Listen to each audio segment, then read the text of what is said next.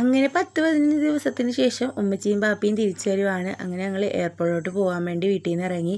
First ഞങ്ങൾ പോയത് petrol അടിക്കാനാണ്. എന്നിട്ട് ഇപ്രാവശ്യം ഞങ്ങൾ എയർപോർട്ടിൻ്റെ ബാക്ക് സൈഡിൽ കൂടിയാണ് പോയത്. അവിടെ ചെന്നപ്പോൾ തന്നെ ഇത്താത്തമാരും മൂത്താപ്പായും മൂത്തുമ്മായും ഒക്കെ ഉണ്ടായിരുന്നു.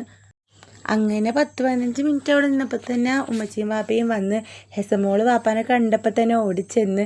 കാരണം ഫസ്റ്റ് ടൈമാണ് വാപ്പച്ചിയും ഉമ്മച്ചിയും ഇത്രയും ദിവസം ഞങ്ങളിൽ നിന്ന് മാറി നിൽക്കുന്നത്.